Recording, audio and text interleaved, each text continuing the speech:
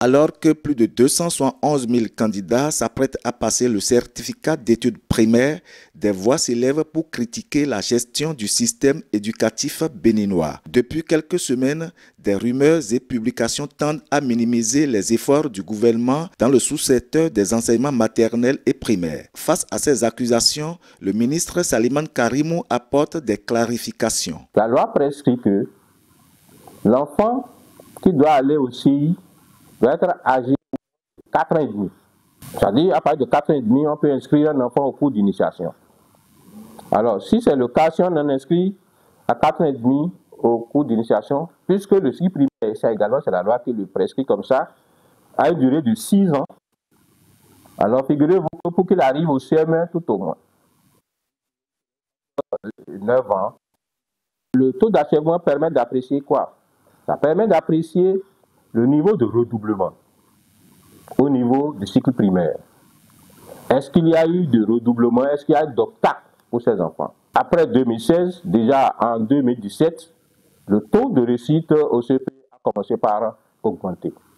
Et ce n'est pas tout simplement des résultats quantitatifs que nous apprécions, c'est également des résultats qualitatifs. L'autre sujet sensible reste celui du personnel, notamment des aspirants au métier d'enseignant.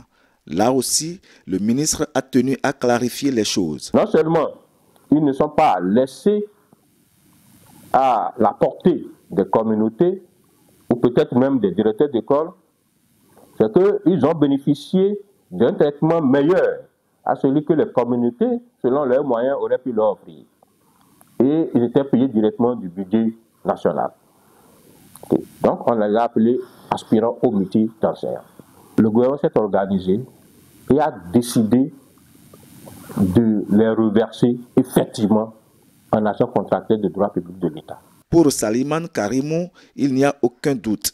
Les performances engagées dans l'éducation primaire sont solides et durables. Le programme national d'alimentation scolaire intégrée, n'est-ce pas, est intervenu de façon, je dirais, concrète en 2017. Vous savez aujourd'hui que l'État, à travers ce financement important, plus de 30 milliards de francs CFA injectés dans le secteur pour nourrir les enfants à l'école, pour permettre aux enfants de tout le monde d'avoir droit à un repas chaud chaque jour de classe. Aujourd'hui, c'est 32 milliards 5 l'an du budget national avec la contribution des partenaires.